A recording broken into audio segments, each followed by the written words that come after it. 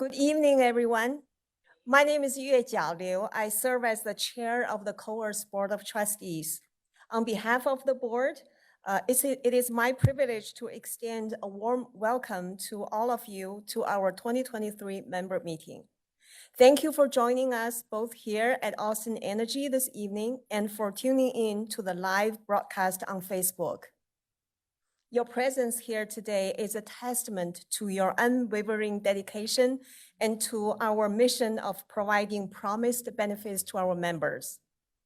The mission is rooted in a deep sense of responsibility and compassion, driven by the belief that every individual deserves a dignified retirement. Through diligent management, strategic investments, prudent decision-making, and governance, we continue to navigate the ever-changing landscape of the financial world, safeguarding the future of our retirees. This annual event is an opportunity for all COAERS members to learn about important organizational updates. During our program today, you will hear from members of the COAERS Management Team, as well as the COAERS Board of Trustees.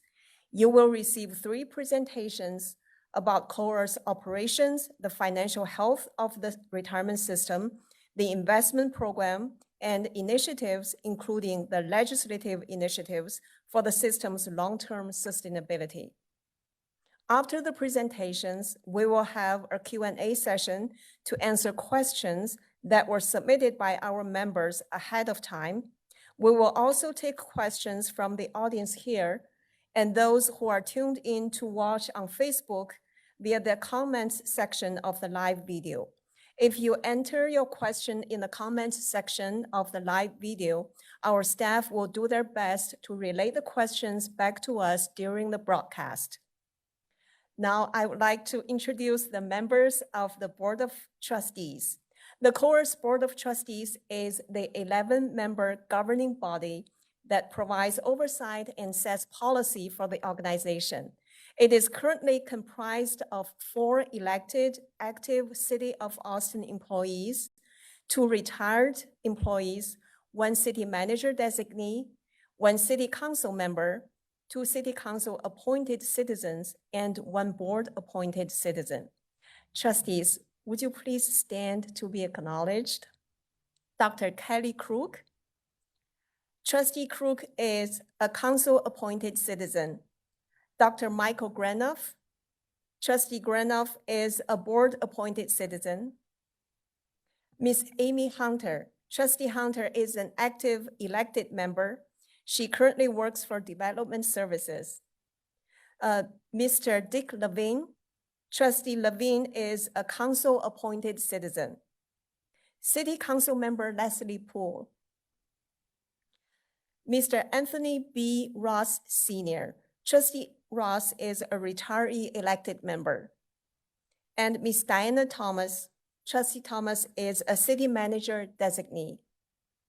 I would also like to acknowledge 3 trustees who could not join us in person this evening. They are Mr. Michael Benson, Chris Nowak, and Brett Sinclair. Trustees Benson and Nowak are participating via our live broadcast. Trustee Sinclair serves as the board vice chair this year. He is currently away fulfilling trustee duties and participating in board educational training. Thank you, trustees. We have prepared 3 presentations for you tonight. Our presentations will center on updates about the retirement system's operations and initiatives, the investment program, and the defined benefit plans, funding, and sustainability. Our presenters here are COAERS Executive Director Christopher Henson, Deputy Executive Director Russell Nash, and Deputy Chief Investment Officer David Stafford. Here to lead the first presentation is COAERS Deputy Executive Director Russell Nash. Russell will share COAERS operations updates and new initiatives with us. Thank you, Madam Chair. Good evening, everyone. I'm Russell Nash. I want to start by thanking you. If you're an active city employee or a retiree of COAERS, We understand and appreciate and value your contributions to our collective quality of life here in Austin. So thank you very much. My job tonight is to talk to you about operations and initiatives. It all starts with the people that we have. This is our team of member services representatives. They are a group of 7 who are competent and caring and are available to help you through your retirement journey. They are led by our benefits manager, Ms. Teresa Cantu, which is in the middle of the picture. Teresa is here tonight and she is celebrating her 20th year with COAERS. So if you can imagine how many retirement benefit estimates, how many retirement counseling sessions she's been through, it's in the thousands. So thank you, Teresa. She's in the back. Thank you for your service. That team is rounded out by Catherine Pazulich, Levy Robinson Laurent, Lee Wilson, Ash Perry, Rachel Muse, Gloria Cordero, Jackie Becker. They are all individuals who are ready and prepared to help you on your retirement journey. They're only a phone call away. Meeting with us is very easy. All you have to do is make an appointment. You can telephone us, you can send us an email, but you can also use technology these days. We have an online appointment system where you tell us how you want to be treated. Do you want a telephone appointment? Do you want a virtual appointment? Do you want to come in the office or can we come to you? You will tell us, you'll actually make the appointment online and you'll get a invite that will be sent to your calendar. So meeting with us is very easy these days. We also have an online portal where you have access 24/7 to your retirement information. It's called Member Direct, and we launched it in 2020. It has a variety of features that we'll take a deep dive in just a moment. Since we launched Member Direct, we have about 8,000 of our members using it. We have about 20,000 people that we're responsible for, so that's quite a significant number, about 35%. About 4,000 active members and about 2,600 retirees use this particular tool. It's very easy to register. If you don't use it and make it part of your retirement planning process, we would encourage you to do so. Registration only takes about 15 minutes, and if you have any troubles, of course, call our member services staff. We can help you register for Member Direct. If you're an active member, Member Direct will help you with a lot of information on your retirement planning journey. You can get a benefit estimate. You can see your contribution balance. You can get a service purchase estimate. You can get applicable forms. You can even retire online these days with Member Direct. But I also wanted to put in a word in about beneficiaries. Many of us designated beneficiary when we're hired, but we don't bother to change it if we have a life event. Maybe it's a divorce or a birth of a child. So I encourage you to use Member Direct to see your beneficiaries and make a change if you need to do so. Teresa and Rachel at the back have beneficiary forms here tonight. If you want to pick one up, you can, or you can call our office or get one online. Retired members use Member Direct as well. Most of our retirees who use Member Direct are trying to get their tax documentation so that they can file their taxes early and get a refund early with respect to their federal taxes.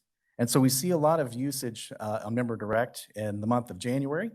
Retirees don't have to wait then on the mail to get their 1099 tax document form. They can literally go online, print it out, and start their return process. Retirees can also look at their beneficiaries, view their payment history, and if retirees return to work for the city, they can track their hours. So a lot of usage, a lot of traction for retirees on Member Direct. Tonight, we wanted to draw your attention to some consumer protection information, in particular, a couple of scams that we're seeing. The first one is paper check fraud. This is unfortunate, but criminals are using our mail against us. They are burglarizing mailboxes. Mostly, they're using the clustered mailboxes. They're prying them open. They're pulling out mail. They are trying to take merchandise that they might find, but mostly they're looking for paper checks. They're washing those checks, removing your name and your amount and putting their own name and amount in there and negotiating those checks. So we've been notified by a department of the U.S. Treasury called the Financial Crimes Network to educate everyone about this crime that's occurring in the U.S. So I wanted to pass this information along to you tonight and encourage any retiree who's receiving a paper check to use our ACH electronic deposit service. Again, Teresa and Rachel have some forms in the back, and you can get these online if you'd like to change from a paper check to electronic deposit for your retirement benefit. The second scam is when a friend or caregiver has access to our information, and we have actually seen an uptick in this fraud since the pandemic. What happens is many of us will share our information about our accounts with others, and that's quite all right. But we would also recommend that you stay vigilant about the account transactions that you see on those accounts. Set up fraud alerts, put a freeze on your credit with the 3 credit reporting agencies, monitor your bank accounts, monitor your credit cards, and check your beneficiary designations, of course. So to our initiatives. A few years ago, we launched retiree initiatives to provide more content to our retirees. This year, we have done a tax preparation seminar for retirees. We had a seminar about reinventing yourself in retirement. It gave us a chance to remind ourselves that taking care of how we define ourselves, not by what we have done, but what we are doing now and who we are going forward, is important. We had a seminar about returning to work post-retirement. And we have retiree wellness events coming up, both on September 5th at the Eastman White location, Eastman White Suite 500, as well as an online retiree wellness event. We also have a web page that's dedicated to lots of retiree resources, whether it's job hunting that you might be doing, healthcare issues, transportation issues, or even discounts. Check out our web page for those retiree resources. We've also done some outreach, lots of department presentations. I think we're scheduled to do almost 20 this year. We have Spanish seminars that we're doing for Spanish speakers. And we also have some free services for retirees, most notably notary services, as well as if you have mobility issues, we will come to you to help you prepare documents or get retirement counseling, or if you're a retiree, if you have a need, we will try to fulfill that. And finally, we'd like to bring you the news that we're moving our headquarters. COAERS has acquired a building here in Miller, just right across the street to the southwest. If we didn't have the shades down, I could point right to it. This building is part of the trust now. We all own a piece of it. It's about 50,000 square feet. It's a 3-story office building on about 2 acres. It's a capital asset of the fund. So the transaction to purchase the building didn't have really any material impact on our financial situation. And in fact, we have the second and third floors of the building fully leased. So there's lease income coming from this property. And those are long-term leases that go out about 10 years. So we're going from a renting position now at our far west location, which is cash flow negative, into a cash flow positive ownership position by owning this building. Currently, we've started construction on building out the first floor for our headquarters. We anticipate that construction to span the next few months. The property allows for more flexibility for us to have on-site meetings to serve you better. And we've tried to identify additional ways to use that property. And for example, we have about an 1,800 square foot facility such as this room to be able to hold future wellness events for retirees, and perhaps even this member meeting next year can be held at the new property. Parking is free. We have a surface parking lot. And finally, we believe that the 2-acre tract can be developed for future generations, future trustees, future generations of employees can develop this property for the benefit of the fund. So as I said, construction has started on the property. And then we'll be moving, and then check out our social media channels and our website when we announce our grand opening. So that's it for me. Thank you again for attending, and I'll be available for any questions that you might have. So I'll turn it back over to the chair.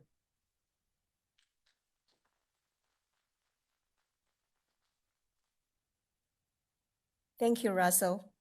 We were just informed that there is a Toyota Sienna in the parking garage with their lights on. If you own a Toyota Sienna, maybe think about whether you have left your lights on. Next presentation is by COAERS Deputy Chief Investment Officer David Stafford. David will provide an update about the COAERS investment program.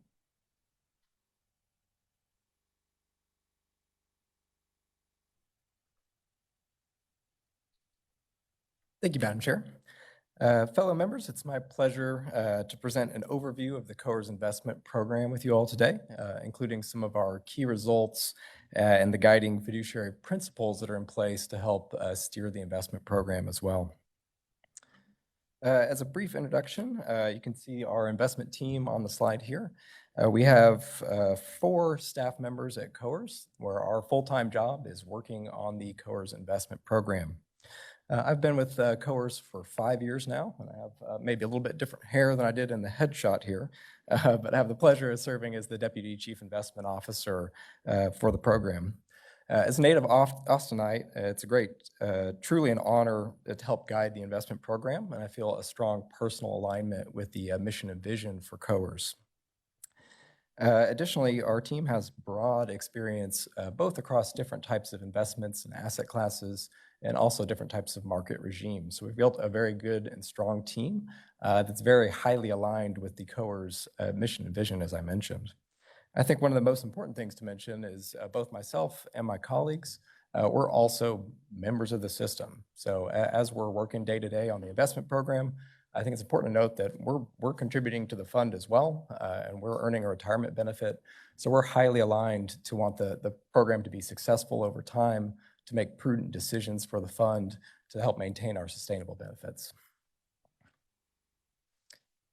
And what's our role in helping to guide the investment program? So where do we fit in?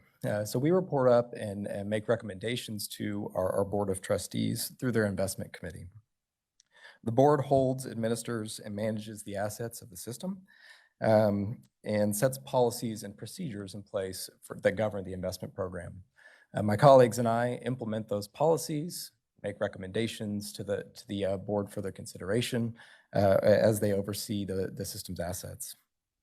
Additionally, the board has hired a third-party investment consultant, RVK, who also helps to provide an independent and third-party perspective on the recommendations that are coming from the investment staff. So there's a good, I think, mix of perspectives in helping to guide the investment program and making prudent decisions in investing the system's assets. There are, of course, other parties that are involved in the management of the investment program. There are investment managers, a custodian as well. But the 3 on the slide here are really the 3 most important parties in helping to guide and govern and oversee the COAERS investment program as the board sets forth in policy.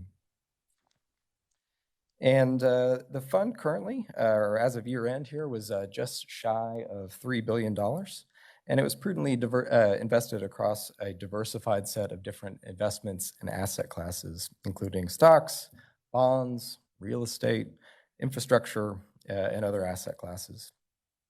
Diversification is really important in the work that we do. It's often called the only free lunch in investing, whereby you're able to increase returns and reduce risk at the same time if you have assets that move in different directions at different times. So the way in which the fund is invested is prudently diversified across a variety of different types of asset classes that have different risk and return profiles and are well aligned to the system's liabilities and paying out member benefits over time. I will say that diversification is called the only free lunch, but those concepts are sometimes a little challenged, which is something that we saw in 2022, and a concept that I'll discuss a little bit later in the presentation here as well. In terms of the importance of the investment program for COAERS and for helping to pay out benefits over time, I think this slide is really helpful in illustrating just how important the investment of these assets is. Historically, over half of the benefits that the system pays out to its retirees have come from investment earnings. So really a very important part of the funding equation for the system as a whole is the success of the investment program. Additionally, I'd note that the most important decision that we make in the investment program is that pie chart that I showed on the previous page. So the mix of the assets that the fund invests in, its asset allocation, helps to determine 80 to 90% of the returns and, importantly, the risk of the investment program over time. A key focus for us on our team is really focusing on what the most important decisions are for the fund and how it's invested over time. And data points like this really help us to focus our attention on the things that are most impactful in driving positive outcomes for the fund and the system over time. We've dubbed our approach to investment as the Austin model internally, where we have some guiding principles and investment beliefs that are adopted in policy that really help us to guide the way in which we make recommendations to the board and implement the policies that they set forth, some of which that we've listed here. We have a strong commitment to being best in class in public pension investments. And some of the key points I'd make here are there's a strong body of research that suggests that clear governance and decision-making processes and investment beliefs specifically can be very additive in value to pension funds over time. Additionally, we try to be very empirical in our approach and data-driven. As I'm sure you all know, in managing your personal investments, it's easy to be reactive to what's happening in the market, and your personal cognitive biases can drive your decision-making. But being data-driven in our approach really helps us to try to limit some of those biases. Additionally, we have a preference for simplicity over complexity. I think in any investment decision, you could get bogged down in a million different data points and trying to decide what the right course of action would be. And the simpler your answer and your approach, the fewer assumptions that you have to make can lead to better outcomes in decision-making over time as well. Finally, we also have a strong alignment with the fund, as I mentioned, as I'm a member as well. I'm very, very keen to do a good job in my work day to day and for us to have a lot of success in the investment program. And then finally, I'd commend the board on adopting a very strong ethics policy with exemplary standards of fiduciary conduct, whereby we have a very strong policy that limits a lot of the conflicts of interest that are common in the investment management space. And I think that's to the benefit of the system and to our beneficiaries over time as well. So moving on to some of our results here, how has this translated to fund returns over time? I think a reasonable question that our beneficiaries could ask is, why don't you just take our contributions into the fund and put them into a savings account, something safe over time that just earns a little bit of yield? And the chart that we have on the slide here shows the excess returns that the fund has earned over cash. So the blue bars are what cash would have earned over a 10-year period of time. And then the green bar is the extra return that the system has earned by setting up an investment program in the first place. We can see that that's averaged about 5% over time. And that's, again, going back to the 50 to 60% or so of benefits being paid from the investment program. That's a lot of where it's coming from, is by choosing to have an investment program, taking on some investment risk for the system over time has generated about 5%, 5.5% on average over cash rates over time. I'd note that the figure in 2021 was a historically high number. It's 8.6%, I think is the number on there, which dropped down to in 2022 to 5.3%. It's closer to its historical average. And last year was very challenging, as I'm sure everybody knows and saw in their own personal accounts. It was a challenging and very unusual investment environment in 2022. So that year saw a breakdown in some of the traditional diversification principles that we hope to see in investment portfolios. And I've listed here all the benchmarks for the COAERS fund, different asset classes. And you can see they're all red, and they're all very red. They're not just a little bit red there, with the sole exception being cash. So in the past 100 years of data, this is a highly unusual return where you see almost all asset classes going down at the same time. Very challenging year. As a result, the COAERS fund was down about 15% or so last year. I think an important note there is when we look at an appropriate benchmark for the fund that considers the different types of asset classes that it was invested in, our performance exceeded our appropriate benchmark by about 1.7%. And putting some hard numbers on that, that's about $60 million of preserved value back into the fund, as opposed to a do nothing by the ETF or index type of approach, which we think is a strong testament to the value of the policies and procedures and approaches that the board has chosen to adopt. One of the ways that we do that is through excellent cost control of the program. I think our program has very strong investment beliefs that have a preference for low-cost passive investments where they make the most sense. And in my view, a penny saved is a penny earned, and that goes straight back into the fund and can accrue additional earnings over time. And you can see the chart on the left, we've seen a pretty material decrease in fund expenses over the trailing 10 or 15 years there. Additionally, some recent benchmarking said, hey, what would happen if we gave the COAERS asset allocation to another retirement system who's similar to you all? What would the costs look like for doing that? And I think a really great data point is that that benchmarking suggested that the baseline cost would be $3 million higher, $3.2 million higher than the way the program is currently run. So we try to be extremely efficient and only expend the system's resources where there's likely to be value had over time. And that's led to really, really good cost control, particularly compared to peer plans over time. And looking at the risk and return profile of the fund over, I think this is over the trailing 10 years here. As I mentioned, the fund is invested in investments that go up and they go down over time. And so we always want to consider not only the return that the system has earned, but also the risk that it's had to take on to do that. Again, looking over the trailing 10-year period, we can see that relative to this fund's benchmark, the system's actually had less risk with more return than the benchmark over time, which again, we think is a very strong testament to the good work that the Board of Trustees has undertaken, as well as all the interested parties in implementing the policy of the investment program over time. So looking forward, we've got some future initiatives that we're working on. And again, I would commend the board for always striving to do better and be better and consider new and interesting approaches. We've listed some of those here where the board is, we're always considering the system's asset allocation, that really important decision that I mentioned earlier. And I think that's particularly important in the current environment where we've seen the market dynamics change quite a bit. Cash rates are 5 to 6% now, which we've not seen in multiple decades.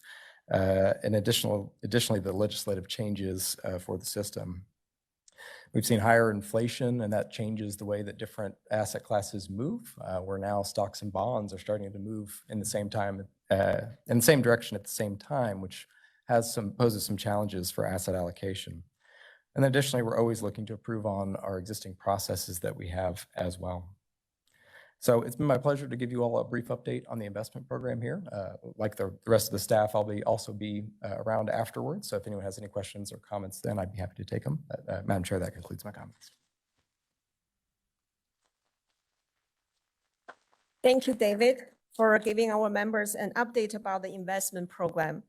Our next presenter is COAERS Executive Director Chris Hansen. Chris will provide an update about the system's funding and planned sustainability initiatives.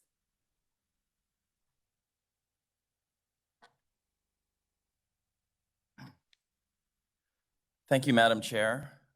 I'd like to also take a moment to thank all of you, the members of our retirement system here in person and online, and those folks who may not be able to make it today, but will be watching this in the future. It is truly an honor to work on your behalf, and I know I speak for the entire staff. We really enjoy working at an organization that's mission is to serve you. The folks here at COAERS, and I know the board feels that they're here for that reason too, but I want to recognize all the staff members who get up every morning and come because they are truly here to support you, and we really appreciate all you do for the great community of Austin. So thank you very much. It's an honor to work on your behalf, and we really enjoy that. So my presentation has two parts. I'm going to talk a little bit about our current funded position, and then I'm going to transition to the legislation and a bit about what was in there and the results, and then conclude with what that actually means for the retirement system long term. So I'll skip over this slide. As David just talked about, last year was a challenging year. And if you've been at these meetings in the past, you've heard me when I've given my presentation say one of the key risks for the long-term sustainability of the retirement system is a significant down market year. And that's exactly what 2022 was. When you have both stocks and bonds down more than 10%, I think that's happened once in the last 100 years maybe, that was the type of environment that we were concerned about. And that is going to be reflected in the funding report I'm about to provide to you. But Little preview, there's good news at the end of this.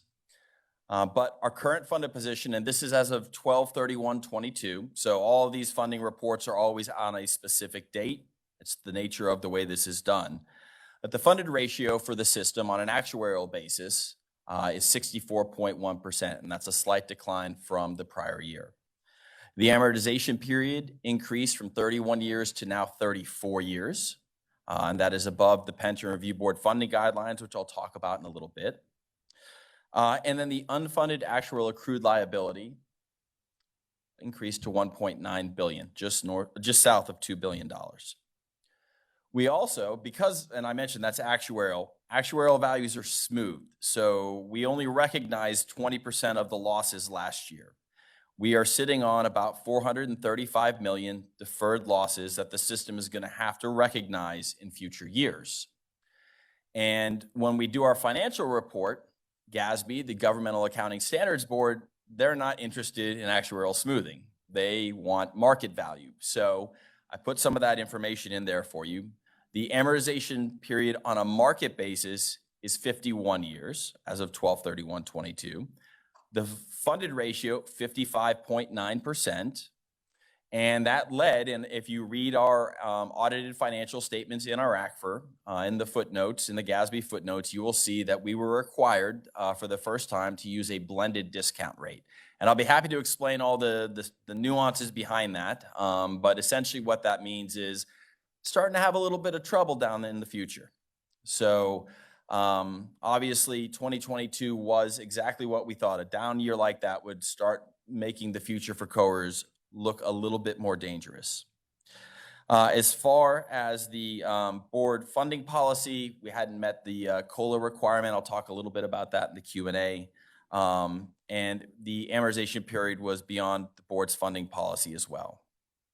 Now, to put that into a visual context for you, on the next slide, we're looking at the unfunded actuarial accrued liability, and that is the difference between the value of the assets and the value of the liabilities on the measurement date. And there's two lines here. So the red line represents that actuarial number, that smooth number, and it assumes that $435 million just goes away. The green line assumes that that number doesn't go away and you eat it, essentially. It gets built in.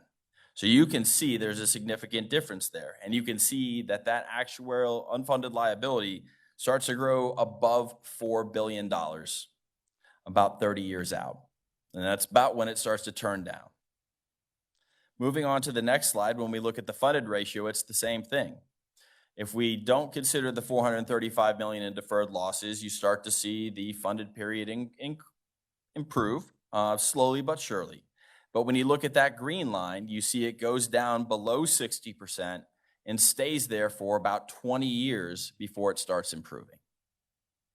So obviously last year's market return had a significant impact on the retirement system. And as I said, there is good news at the end of this, and we'll come back to these charts in a little bit. Before we get there, I wanted to brief you on the Pension Review Board's funding guidelines.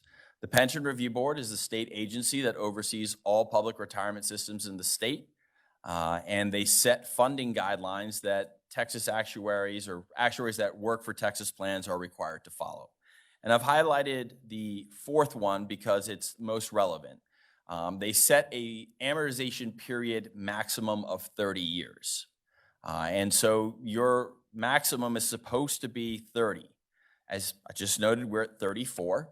Last year, we were at 31. And that's important because when I get into the next slide, we talk about a state law that was recently passed called Funding Soundness Restoration Plans. And what it says is if your amortization period exceeds 30 years for 3 consecutive valuations, you and your plan sponsor are required by law to come up with a solution to get your system under 30 years. And the reason I'm mentioning this is that as we pivot here now to the next slide about the need for legislation. Our pathway clearly, if we had not done it this last session, was that we were going to need to do it. Being outside that, and as we are governed by state law, to make any of the changes that we needed to put the plan on a sustainable path, we were going to need to go to the Texas legislature. We didn't wait until we were actually required to do the funding soundness restoration plan. And I think that's a testament to our board and our plan sponsor that we're willing to get up there and do that sooner.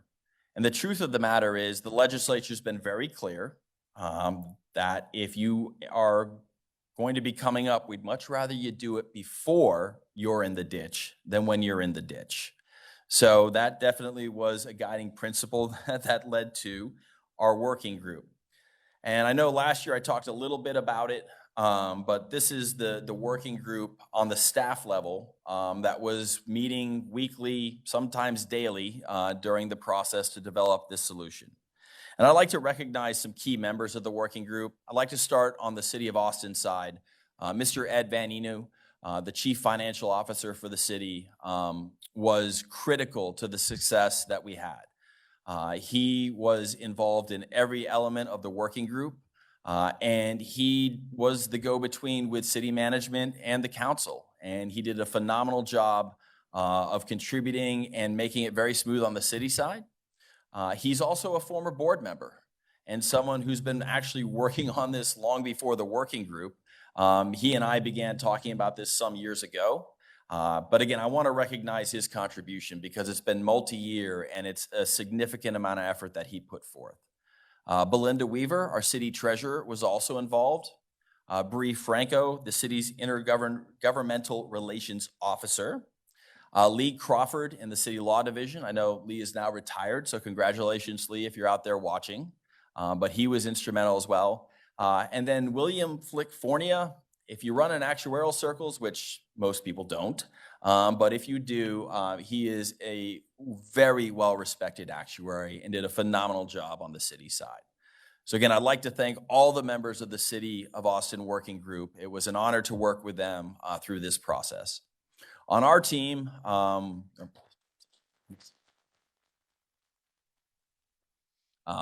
like to recognize Russell. Russell volunteered to do the drafting of what became the legislation.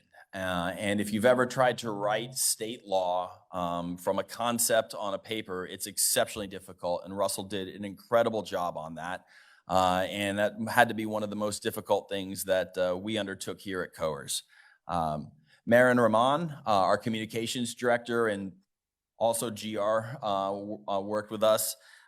Paige Sines and Chuck Campbell, our legal counsel, and then Lewis Ward, our actuary as well.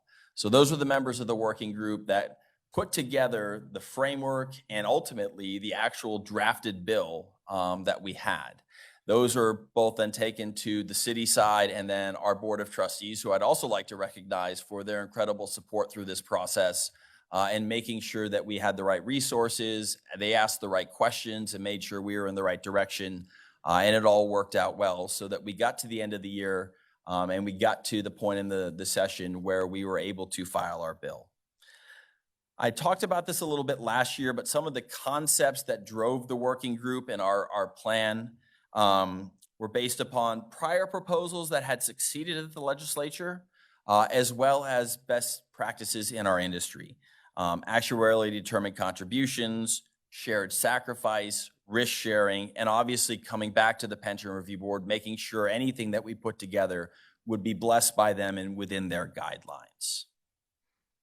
So there's the Texas Capitol, which in January became the focus of our partnership.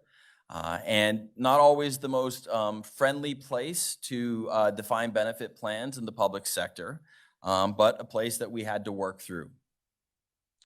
So hopefully membership, these aren't new things, but I did want to hit some of the key provisions that were in the bill. First is an increase in the member contribution rate from 8 to 10%. Now that's going to be phased in over 2 years. It'll be effective January 1. There will be a 1% increase and then another 1% increase. The hope is that that mitigates a little bit of that pain that all the COAERS members are going to feel. But that is something that was going to be necessary. The legislature would never have approved anything that was entirely done by the city because they view the city as the taxpayer. And if members aren't contributing to that solution, they're not going to support it. And then additionally, that was consistent with what was done at our sister system, the Austin Police Retirement System, that also their members saw a 2% increase. And so that was part of the package. An important part, the city has stepped up and agreed to take on an actuarially determined employer contribution rate. And I'll show you how important that is later in my presentation. We did structure that with some corridors. So the maximum increase on the city side would be a 5% increase over what we call the corridor midpoint. It's essentially the normal cost of the system. But that is new losses. That's not the unfunded liability, as I'll get to in a second. If that 5% corridor is reached, if that's not enough, then there is the possibility that member contribution rate could increase, but only up to a maximum of 2%.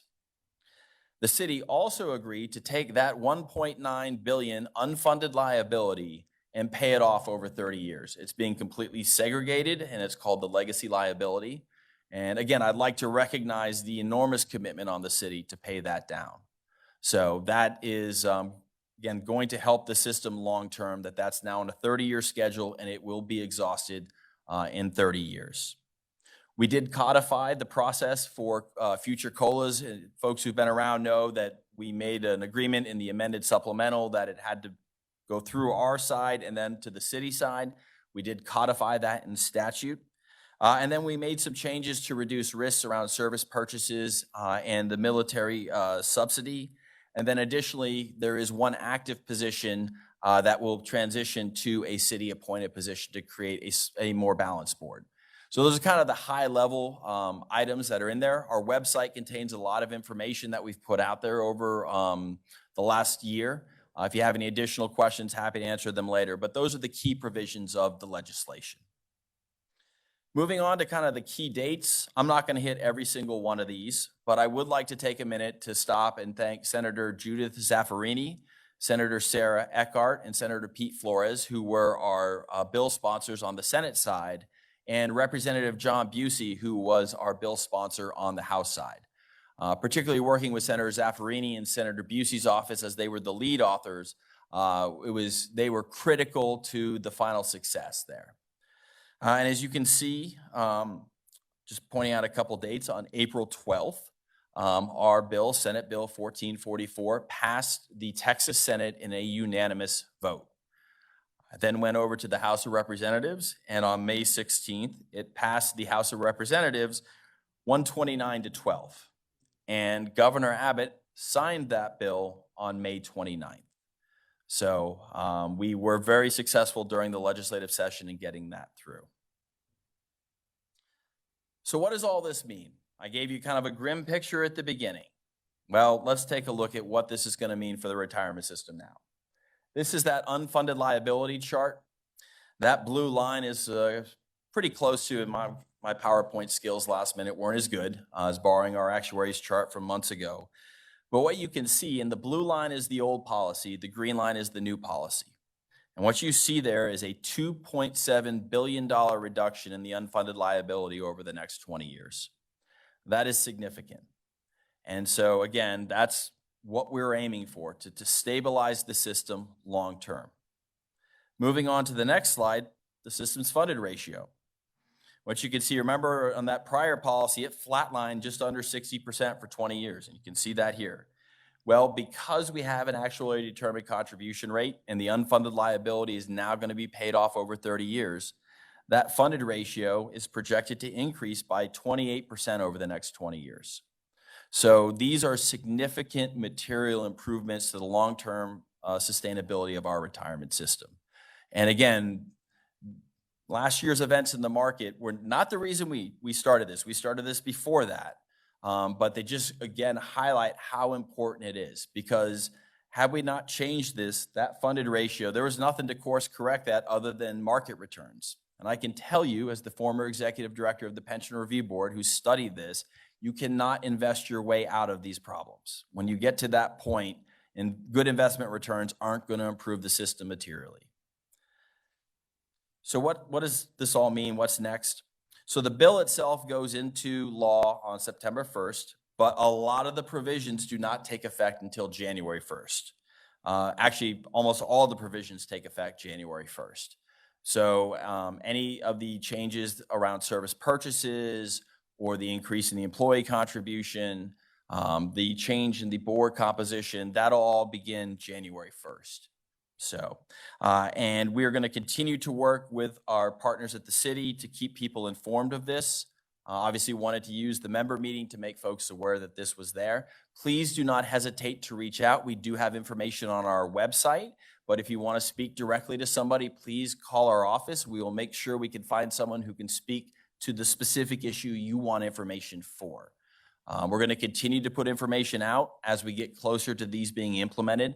Obviously, not everybody can tune in at a specific time and point when we're doing this, so we want to continue to put that message out to all of our members. But hopefully, what you've seen here is that we've been able to strengthen and preserve our defined benefit for the long term. I know this is, as I mentioned at the beginning, everybody on the staff and the board takes this mission seriously. We really enjoy working on your behalf. It's an honor. And we really are excited that we've gotten this legislation passed and been able to really solidify the long-term health of the retirement system. So that concludes my presentation. I appreciate your time this evening. And Madam Chair, I'll turn it back over to you as I guess we move into the Q&A portion.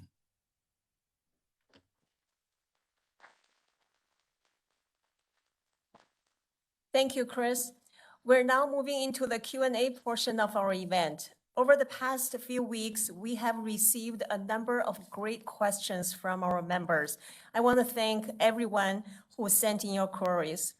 We will first discuss the questions that we have received ahead of the event. Then we'll open the floor to the participants here to ask questions.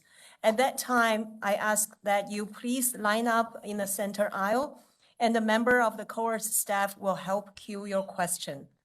Our audience members who are tuned in can type questions into the comments section of the Facebook live video. We'll do our best to get through all the questions during the time we have remaining. If we are unable to get to your questions this evening, COAERS staff will have the responses made available to you after the event. The questions we have received cover many subjects, including funding, investments, legislation, benefits, COLA, and more. We will start with the funding question. The first question is, if a massive recession were to occur, what guarantee or insurance is in place that would ensure that the pension fund does not file bankruptcy or reduce payments to retirees? Thank you, Madam Chair. I'll take that question. First, let me just discuss the idea of reducing payments to retirees. The Texas Constitution prohibits that. Article 16, Section 66, which was added in 2003, prohibits the reduction of an accrued benefit. So if you have retired, that counts as a accrued benefit, and it cannot be reduced. Now, I will caveat that slightly.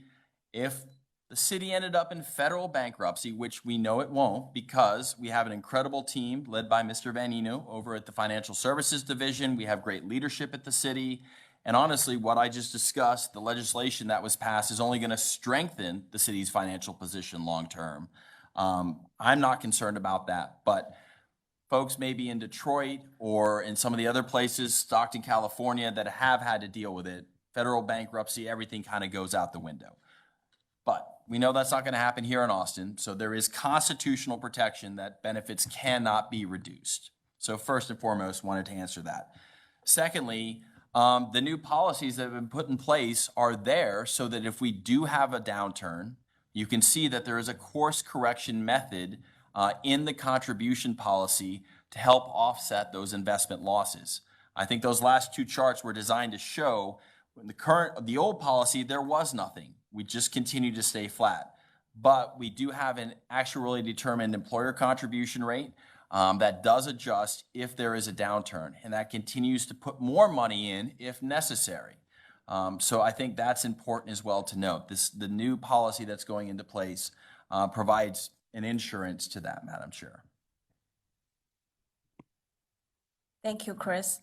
The next question is regarding investments. Compared to the S&P 500, how have our investments done for the past year and for the past 5 years? Thank you. I'll take that one. So as we discussed, 2022 was a very, very challenging year across nearly all asset classes. To directly answer the question, during the year, the S&P 500 declined by 18.1% and the COAERS fund by 15.6%.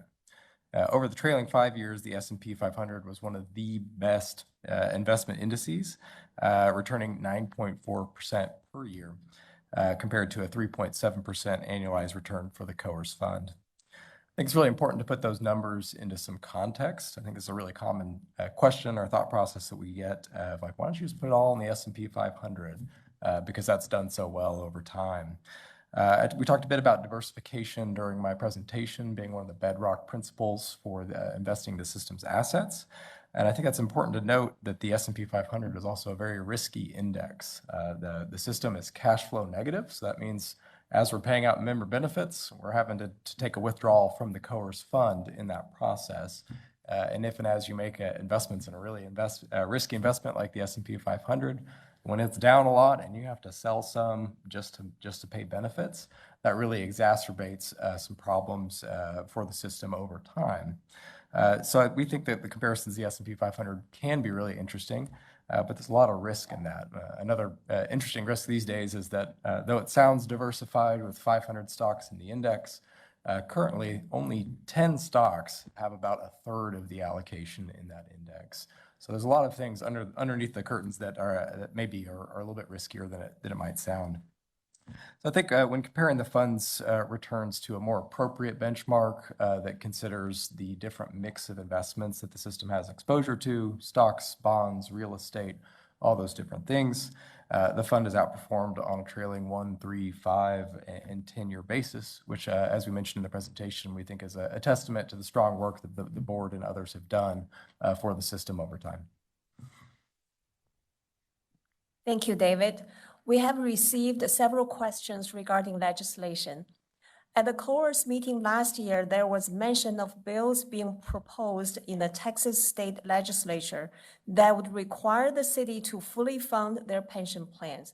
What happened with these bills? Thank you, Madam Chair. That should be an easy one. Our bill passed. And again, just want to recognize the great work of our partner at the city to get that done. So I can't speak to the other pension bills. I don't think there was much else going on at the Capitol. And I know Austin Police did their bill the prior session, but COAERS bill did pass. And as you saw, we will now be on a pathway to full funding. And again, I want to recognize this significant commitment the city's made in paying down that nearly $2 billion unfunded liability over the next 30 years, which is really critical to getting us to that full funding state. Thank you, Chris. The next question regarding legislation is, will the cost of service credit purchases increase in light of Senate Bill 1444? Thank you, Madam Chair. Beginning January 1st, service purchases will need to happen at retirement. So there will be a cost increase that will be associated with that. And so we've been trying to make sure people are aware of that.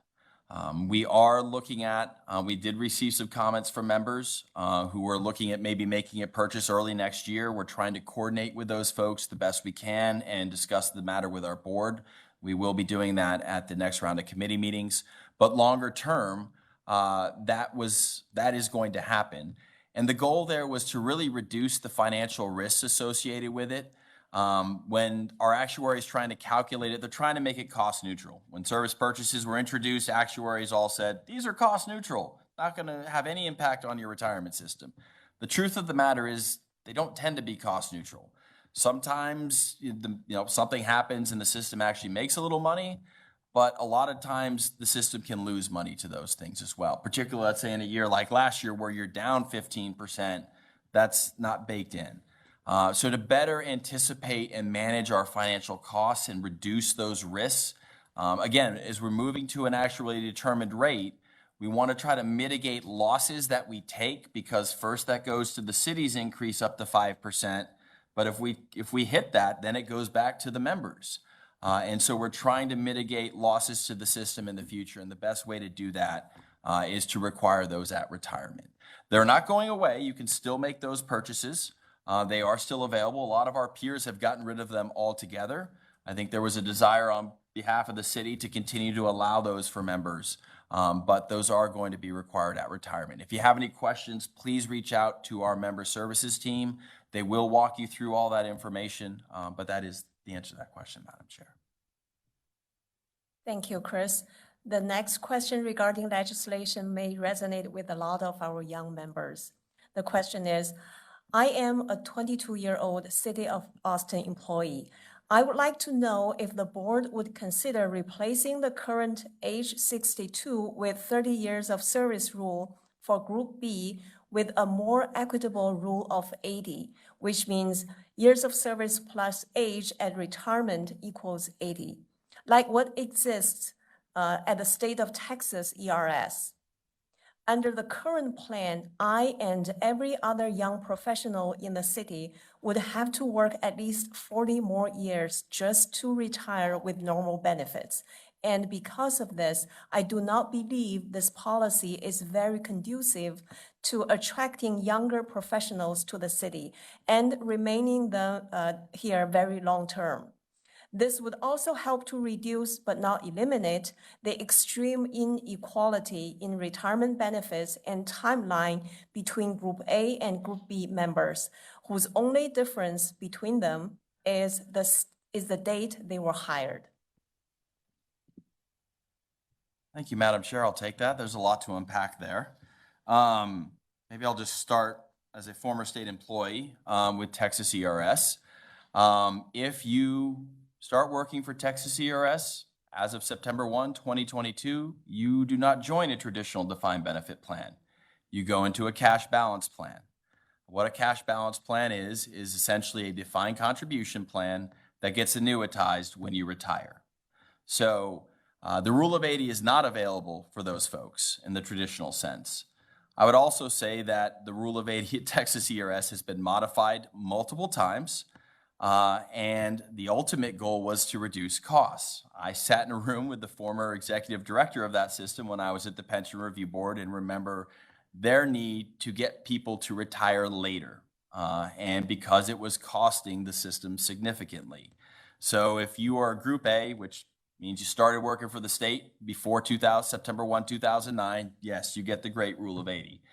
But Group 2, that is, you have to at least be age 60 as part of your rule of 80, and anything younger than that is a 5% reduction, meaning if you retire at 55 with 25 years of service, your pension benefit is reduced by 25% annually. And then the Group 3, they bump that up to 62. So if you retire at 55 under Group 3 with rule of 80, you're reducing your benefit 35% annually. And now, with all those changes, they still weren't in a strong enough financial position, so they put in a cash balance plan. So I just for everybody to know, and I've spent a lot of time all around Texas public retirement systems, it's really hard to kind of compare one to the other. There is a lot of nuance that goes on with that. I would say that I think the Group B benefit, if I look out across many of our peers, it's a really good benefit. Yes, it is not Group A, but it is still a really good benefit. And so I'd like to point that out. Now, to the workforce management, that's not COAERS' wheelhouse. We are happy to partner with the city if they want any information from us. Workforce management really belongs with city management and the city council. I know they pay active attention to that. And so again, we stand ready to help them with that. But ultimately that needs to be driven by our partners at the city of Austin. I'm not sure if there's any other part that I missed to that question, but, I would like to note, as a Group B member, you do not have to work for 40 years. It's a 5-year vesting. So if you make 5 years at age 65, your benefit will be there for you. There are also other options. You can roll your contributions and interest into a qualified plan. And I would note back to Texas ERS, it's a 10-year vest for their group 2 and 3 or B and C. So our vest at group B is a lot less onerous. So just to be mindful of that, but you don't have to work 40 years at the city to get the benefit. You can go on to other careers. That benefit, as you saw in my presentation, will be there for you in the future. So thank you, Madam Chair. Thanks, Chris. The following few questions are regarding benefits. The first one is, can COAERS consider providing some sort of life insurance to retirees? I'll give Chris a breather. The answer is this is a great idea, retiree life insurance, and it has been addressed. Back in 2020, the city issued an RFP to see what the marketplace could provide in terms of life insurance. Currently, the city offers $1,000, not very much life insurance. So increasing that amount makes a lot of sense. Unfortunately, they found two things. Number one, the premiums were unaffordable. They're catastrophic. They were seriously not even in the ballpark of something that's affordable for retirees. Second, the carriers required minimums on enrollment. So imagine offering a benefit, not getting enough people enrolled, and then canceling it at open enrollment. And so that effectively thwarted the ability to provide any retiree insurance increases in terms of coverage as a group benefit to retirees. But I'd like to remind people, in addition to the $1,000 of city life insurance, COAERS offers $10,000 in addition to that to every retiree. You'll name your beneficiaries at retirement, and that benefit is there for you as well. Also, those who are planning to retire, your active members, we provide survivor benefits. So essentially, you're guaranteed a lifetime benefit when you retire from COAERS, and you can actually add a survivor to that to pay someone at your death a lifetime benefit as well. And then finally, for those retirees listening and here in the audience, open enrollment for insurance will be October 9th through November 5th. So we'll see after the budget cycle and when HR issues their benefits package, what's in store for us this year as well. Madam Chair. Thank you, Russell. The next question is regarding a quote on sick leave conversion. The quote is, "This purchase remains the same with the employee paying their contributions for the hours of sick leave converted at retirement based upon the employee contribution rate in effect at the time. The legislation would change the city's costs." So what is the city's cost at this time, and what will the cost change to on January the 1st, 2024? Yes, sick leave conversion is very popular. Most retirees do it if they have any unused sick leave at their retirement date. You pay your contributions for every amount of time that you convert, and the city pays its share. Before the legislation, that was 19%. That was basically the city's contribution rate. We would bill the city for that, and they would pay to fund that liability. Now, there's no changes at all. That benefit will still be offered at January 1, 2024 for retirees. So that's great for retirees, people who are going to retire, to convert their unused sick leave. But the city's portion of that liability is now just baked into their regular contribution rate. So there's no sense to bill anything at the conversion time to the city. It's literally part of the contribution rate that the city pays. Yep, you got it. I just wanted to add on to that. The city's actually going to pick up the full actuarial cost of that. Again, I want to recognize their willingness to do that. That's going to be more than the 19% that they're paying. So that was something the city was willing to agree to hold the members harmless there. They know it's a very popular benefit, and they were willing to have that baked into the normal cost. So the system will, we tended to lose money on that. The city's going to pick that up as well. Again, just want to recognize all the different ways the city stepped up to cover these things. And this is one that they're going to pay the full actuarial freight of that difference between the members' rate and what the true cost is. So again, just want to recognize that that's not going to cost any losses to the system, which again, going back to our contribution policy, we're trying to minimize. So again, want to thank the city for doing that. Thank you both, Russell and Chris. The next question is regarding prescription benefit. Is the city of Austin considering dropping retirees from Blue Cross Blue Shield drug program? We retirees have already budgeted based on what we were promised. Some of the drugs I currently take would no longer be available to me, and we could not afford them. For example, some would go from $25 to $1,000 a month. This one.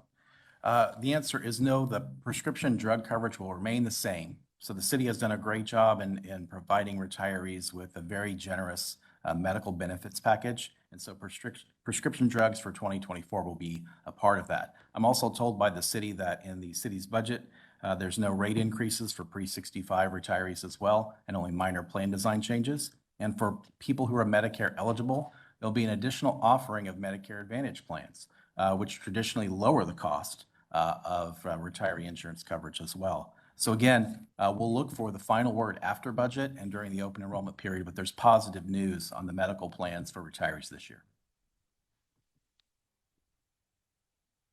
Thank you, Russell.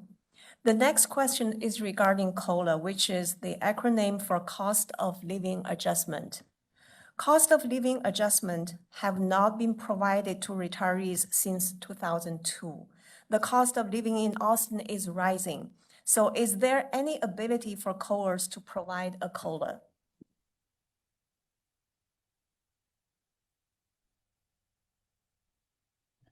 Yeah, I think we got several questions. I know this is always a topic that we get multiple questions on, and it's always difficult. And I know the board's had some discussion recently, and I know I speak for them as we all empathize with that. It is really a difficult time. So let me just start by saying that it's difficult to have to sit up here and say we're not in a position to provide a COLA. But the reality is the COLA was never built into the funding mechanism. It's always been ad hoc. And with an ad hoc COLA, you are subject to the financial health of the retirement system. And so that we have not been in that position in over 20 years. Obviously, the hope is that at some point in the future, given the passage of the legislation, that may happen. But, you know, the dose of reality, and we talked about this at the forum, is that's not going to be in 5 years likely. So it is definitely going to be out there in the future. But at least we're on a pathway where that may be a reality at some point in the future. You know, it is difficult. I know the costs have gone up. I know a lot of folks are struggling. I hear it from my parents all the time when I talk to them. We are mindful of that. And I think, you know, again, we take our responsibility to you seriously. We know we cannot provide a COLA, but I do want to reference Russell's presentation around those retiree resources. We are trying to get out there and find things that we can provide retirees, whether it's discount, coupons, help. There are financial assistance links on our website. There's things to help retirees. Anything that we can do, we're trying to track down. We are doing retiree financial wellness events to kind of help make retirees aware that these resources are out there in the community. And anything we can do to help, we are trying. Our staff has prioritized that because we can't do the financial side. And unfortunately, you know, the state funding guidelines that I talked about, that bulleted number 4 is very specific about when a retirement system can provide an increase. A COLA is considered an increase, and the system's actuary will not sign off until it meets those requirements at a minimum. And then there are other actuarial standards that go beyond that. So again, this is always a very difficult thing for me to have to answer. We really do empathize with folks. I know it's very difficult for people, but hopefully there's something that might be able to help folks who are struggling in those retiree resources. If you're not seeing something in there, please don't hesitate to reach out. We really want to try to find a way to help folks that are struggling. That is important. We do care about our members. We know it's tough out there. So please don't hesitate to reach out to our team if there's anything we can do for you. Thank you, Chris. The next question is an easy one. Will the meeting be recorded so that it can be viewed online later? I guess I'll take that one. Yes, this meeting is being recorded, and it will be on our YouTube channel. I can't speak exactly to how long it takes, but probably by next week, we'll have it online. Additionally, all these questions that we're getting, we're going to have written responses to. Questions that are coming in via Facebook or from our audience, we will put, for folks who aren't able to be here, we will put together a document with written responses to those questions. So that's there and available, as well as our presentations. And again, if you have any questions about that information that's on our website, please do not hesitate to reach out to us. Thank you, Chris. Looks like we received several questions online. But we'll go through the questions from the audience first. At this time, we would like to open the floor to questions from the audience here. If you have a question, please line up in the center aisle. You will have 1 minute to provide your question or comment.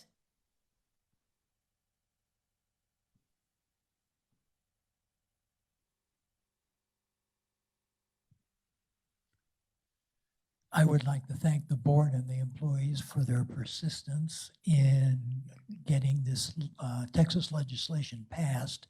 My question is, what happens if at some point in the future, the city does not comply with the requirements of this legislation? Is there some kind of action on the part of the state, or are there legal actions that can be taken by retirees? Thank you. I guess I'll take that. I don't anticipate that. We've had an incredible partnership, but to give you assurances, that is in state law.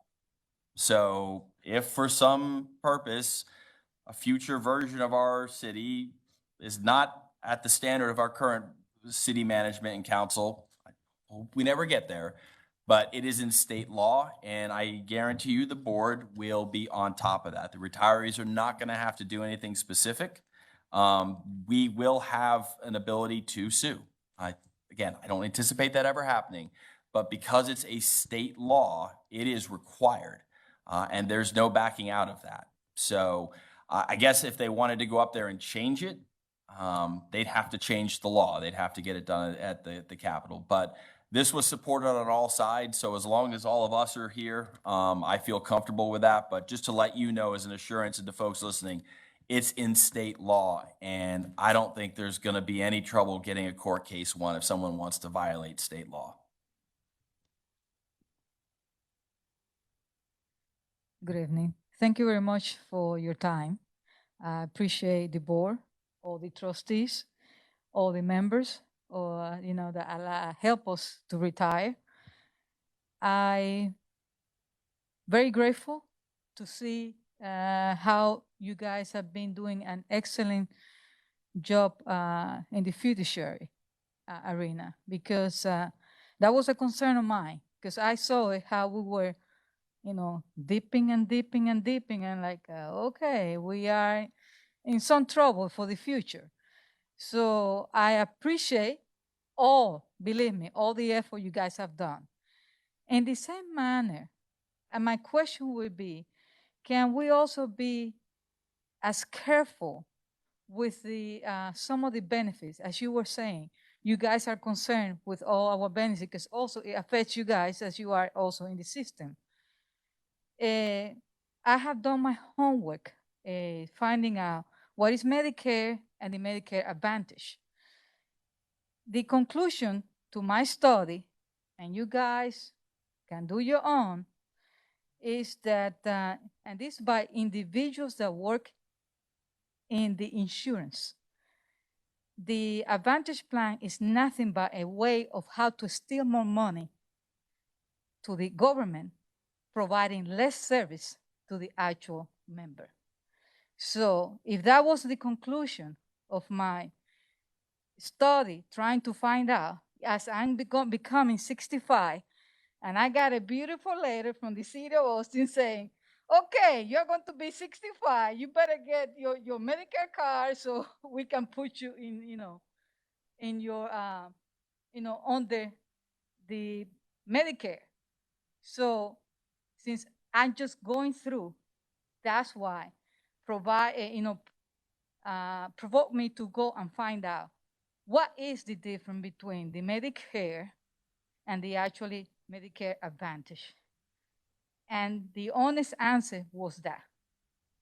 So in the same manner, I want you guys to also, as you have been so responsible in the fiduciary, also to take a look, because we don't want to dwindle. If you are a sick person, the advantage will not pay. So thank you. Yeah, thank you for your comments. I think the city does a good job of offering a menu of benefits. You're not going to be forced into a Medicare Advantage plan. You'll still have Blue Cross and Blue Shield as a post-65 retiree. And then Medicare will be primary and that plan will be secondary. The network, you'll be able to shop as well, and you'll be able to see those plan designs. So it's always good to be a smart consumer about what you're actually paying for. So I think that's a great comment. The city knows that, and they will offer a menu and not force anyone into a Medicare Advantage plan and give you the choice to shop providers, services, and the quality of insurance that you're looking for. And so we'll see that after the budget process and in the open enrollment materials. So thanks for your comments. Good evening. My name is Peter Rieck. I'm retired. I have one comment and one question. And thank you to staff, the board, and the City of Austin for acting proactively on these issues in order to keep the fund healthy. That is really unusual. And so great work. Thank you very much. So the comment is, as I understand the agreement that is codified in law correctly, if returns are bad and the funding levels drop, the city will have to step up. Unfortunately, when the economy tails down and the returns in investments turn down, there's a tendency for the city revenue to also go down, which may put the city in a very difficult position. So that's basically a comment. I'm not sure you can answer or have an answer to this, but it would be a little bit of concern to me going forward if you have a significant downturn for an extended period of time, that the city actually would be able to cash flow those additional contributions without cutting services to our citizens on the other side. The question that I have is, in the olden days, the adage was that the city didn't pay quite as much relative to market rates for employment because the benefits package was so stellar that it would make up for the difference in pay. My perception, and I have no data to basically verify this, my perception is, given that there's 2,500 open positions, that the City of Austin will pay at least market rate. I swim at Deep Eddy. The guards get at least $20 an hour when they start, which is more than most people earn somewhere else for a similar type of work or complexity. So the question resulting from this is, given this assumption that salaries have caught up with market across, not just governmental, has there been any consideration to change the city's pension system and go to a defined benefit plan or something like what the state is doing that you just explained to us, in order to go away from these long-term struggles to provide a defined benefit? Thank you, Mr. Rieck, and thank you for all your service on the board. I know we missed an overlapping, but we've spoken several times and appreciate all you've done. I can't speak, obviously, the city's workforce management is really their wheelhouse. As far as, salaries and its impact, it's twofold in the sense that, yes, there's a liability side, but there is also a contribution side. And so that does help, particularly in early years for our Group B members. So that tends to be a net positive for the system for longer term folks. As far as the discussions, there has not been specifically anything with the board and the city.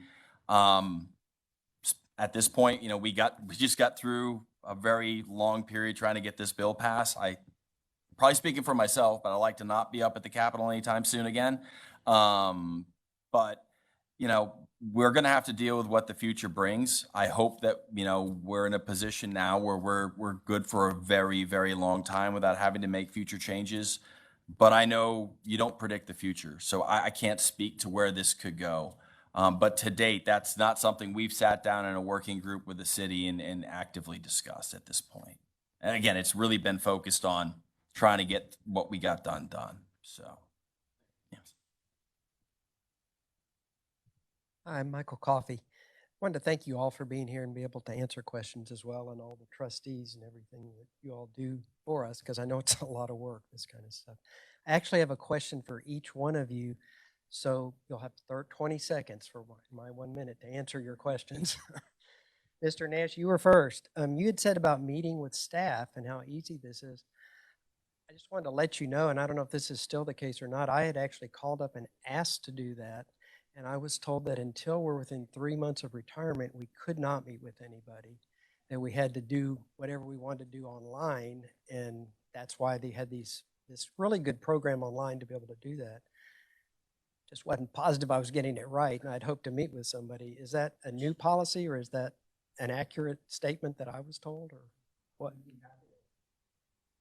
Be happy to meet with you at any particular time along your retirement journey.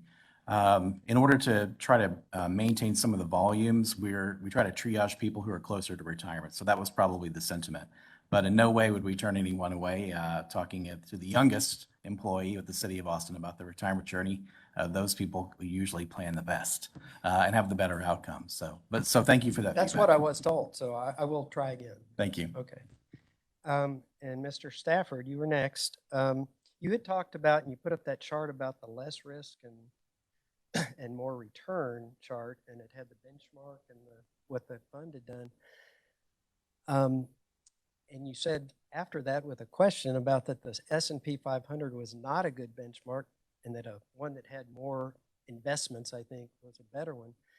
What is the benchmark that you used on the chart? Because I guess I just didn't hear what that was. Sure. Yeah, it's a great question. The fund benchmarks its relative performance, so outperformance or underperformance, relative to a blend of different benchmarks that account for the different asset classes that the fund invests in. So it's a mixture of equities or stocks, of bonds, real estate, infrastructure, and cash, and a couple other smaller items. That blend together to match the system's asset allocation, which is more balanced than a 100% stock portfolio. So it's each little category that you're been comparing to and adding it all up? Yeah, it's each major asset class. That's right. So there's no way for us to look at a benchmark and compare? Yeah, it's included in all the performance reporting that Stuff we you send have. out. Yes, sir, that's right. But there's not a single one that you can go look up Yeah, on Yahoo that's what I Finance was- or something like that. Okay. That's right. But that information is codified in policy and again, fully reported with transparency, No, but I it is just customized to didn't the know, system. hear what it was. Sure, yeah, thank you. Thanks. And Mr. Hanson, you talked about the Senate Bill 1444, I think it was, a lot, and I heard all that. I was unclear just in hearing it how the Senate bill, other than I guess making it state law, was different than just making the agreement with the city. It sounds like you codified an agreement that COAERS had with the city of Austin more than anything. Is that about right? Or I probably went through this very quickly, because our contribution and benefit policies, like the member contribution rate, the city contribution rate, are in state law. To change those and make them effective, to the first gentleman's question, and not something that could be undone, it needed to be put in state law. So all of those items were put into law. The 30-year payment of the unfunded liability, we could have done something, and obviously the current city has been very great partnering with, but if you put it in a resolution or something, in theory, it could be undone in 25 years. So, but also to codify some of those things, like changing the member contribution rate to increase that had to go through the legislature. So that's just, we are one of 13 other municipal retirement systems whose governing policies are in state law. So you need to go through the legislature to do that. So the state isn't contributing anything. They're just saying, here's y'all's agreement. We're putting that as a state law, essentially. Yeah. So what happened is, back in the late 80s, a lot of cities started not paying their pension systems. And the decision was to take those, the Houstons, Dallases, Fort Worths, Austins, Galvestons, and El Pasos, those are the 13, They got put in state law to hold the plan sponsors to make those payments. The downside is if you want changes, you got to go to the legislature. So yeah, that's a little backstory of why we're on there. And I would just note to the prior thing, all of our quarterly investment performance reports are on our website. We have a really good investments page, and it breaks down those benchmarks for you. Benchmarks are always, there's no perfect benchmark in any scenario, but if you have questions, the investment team's always willing to sit down with folks and explain it. So when you look at some of those, you want to follow up with us, please reach out. Thank you all. Appreciate it.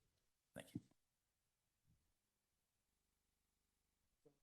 Thank you for your time.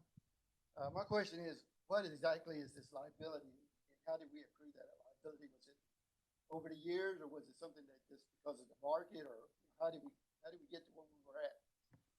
As far as the Okay. liability? Okay. My question is on this liability, what exactly is it, and how did we get to such a large liability? Was it over 5 years, 2 years, and what was the circumstances? So I think you're referring to the unfunded liability, correct? Yes, okay. So there are a few components to that, or contributing factors to that. One has been the fact that the costs of the benefits, the obligations, they're called the actuarial accrued liabilities. That's basically the cost of all the benefits in the system on the mark date. Those have grown at about a 45% rate faster than our assets. And so as those grow, and the unfunded liabilities, the assets minus those benefit obligations on the mark date. So that's been part of it is the cost of the benefits have grown very quickly. A lot of that attributable to the increases in the 90s for Group A. Second has been obviously on the investment side, we've had the dot-com bubble, the global financial crisis, as well as last year. I mean, when a lot of this was done, 8% was the expected assumed rate of return. We're now looking at 6.75. So, you know, that's contributed to it. Some of these really, really draw down environments on the market side. And then lastly, and I didn't bring this up today, is negative amortization. And you may ask, what is negative amortization? It is the interest that accrues on that year's unfunded liability if you don't make a principal payment. It's like your credit card. If you have a credit card, I don't know what the rates are now, 18, 20%. But if you don't pay a certain amount, you don't even pay the interest that the credit card company's charging you. Well, the total contribution rate that we've gotten has always been less than the interest accrual since 2000 when it started. And I always look this up at the beginning of when I come in here. It's accounted for $655 million, just interest that wasn't paid. And so that's over 35% of that unfunded liability. So it's a combination of the faster growing liabilities than assets, and a lot of it to do with the fact that the contribution policy that we've now changed, but wasn't sufficient to pay down that unfunded liability, even pay the interest on that. So that's what it's been. And it's not been a one-time thing. It's accumulated over the last 22 years. So let me see if I understand this. So in a nutshell, you're saying that the system is paying out is more than we're paying in. Yes, we take So about that's 60 basically to it. $70 million out of our trust every year. That number was expected to increase significantly. The legislation is going to pull us back to a much more reasonable period. And I'd like to know, part of the legislation, and I really applaud the city for working with this. This has been a pet peeve of mine for years, but the city was willing to step up and agree that they didn't want future negative amortization. So once we get down under 20 years, then that's where it is. If you have an amortization period greater than 20 years, your contributions are not paying off that full interest. Once you get to 20 and under, you actually are paying your interest plus principal. So once we get to 20 years on our unfunded liability being paid down, all future payments are going to have no negative amortization. So the very few plan sponsors would have agreed to that. And again, I want to recognize the city has been an outstanding partner in doing that. But you know, to think that nearly $700 million of it is just interest accrual, that is a significant amount. All right, thank you.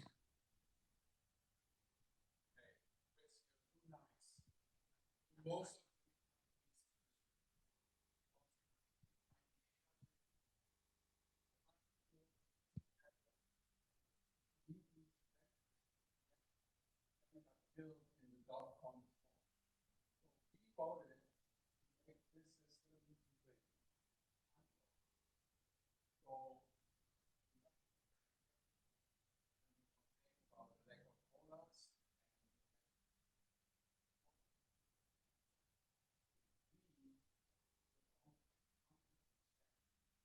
voted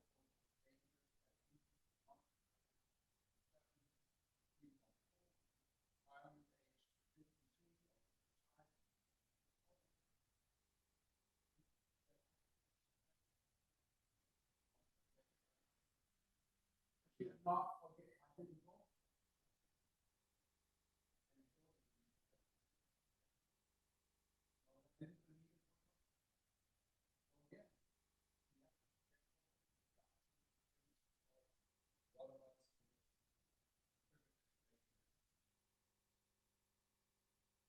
Thank you, Peter, for providing that piece of history.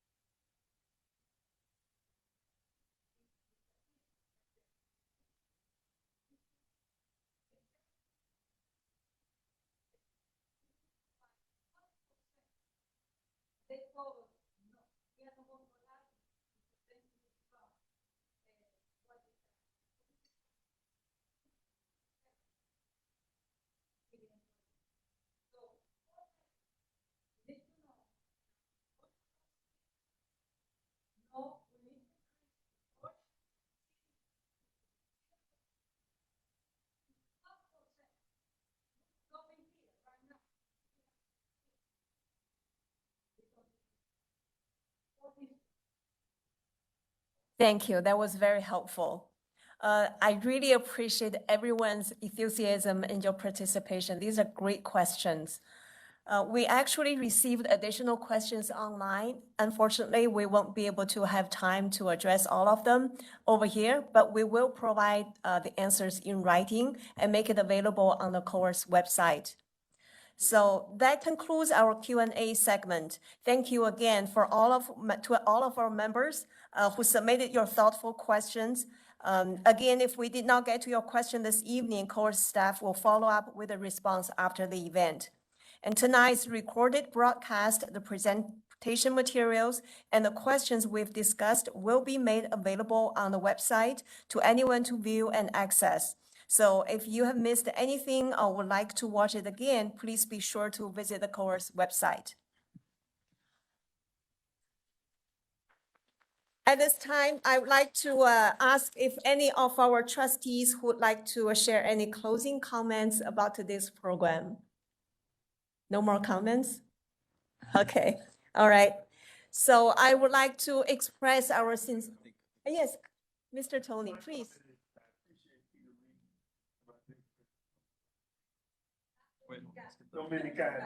Tony, would you like to take the podium? The mic just for the online folks, if you don't mind. Yes. Okay, well. Jenny's coming over that. We want to make sure our folks online. Right.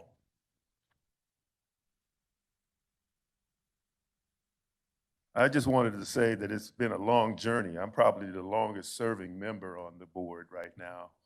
I probably predated all of you guys. And you're right, that did set us up for that. But in defense, in defense of the city, they were only required to put in 8%. And this last year, they put in 19%. And when I was on the board back in 2010 and 11, they had been putting in 18%. So the city has been doing their part. And so the idea behind the legislative intent was that the employees would put in something, not 12, but 10. So everybody gets to feel a little of the pain. The other thing I would like to say is that, you know, for the employees that are still employed, you know, this 1% and 2%, it's not going into the never land. It's going into your account and it's earning interest. So if you want to leave the city, you can take your money with interest. But I would counsel, stay with it. Because when you get to be 60, I'm 69, you need to be able to look at a guaranteed income that comes in. I asked all my members, I got a few that go to church with me here, I got a couple of them here. Are you still getting the check? They still getting the check. And then the Social Security started coming in at 65 or 66 in a few months for some of you young people. That keeps it going.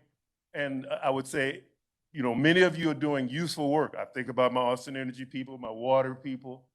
It's useful work. The city, look, the lights. Everybody flips the light and just expect it to come on. You're doing useful work. As long as you're enjoying it to an extent, stay on. But just remember, when you get to be my age, 69, there's more behind you than there is in front of you. So take your time and try to enjoy life. It's like that old song, take your time, young man, don't you rush to get old. Well, I'm there already, so I'm taking my time.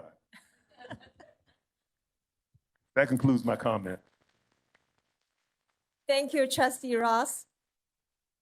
Our sincere appreciation goes to all the dedicated city workforce members who are and have been so essential to our community's well-being. We would like to reassure you that COAERS remains unwavering in its mission to deliver the promised benefits and in its service to our members. I would like to thank the COAERS board and the staff for their dedication to the system and our members. I want to thank you again for joining us tonight online and here for the annual membership meeting. Please stay cool, be safe, and enjoy the rest of your evening. Thank you.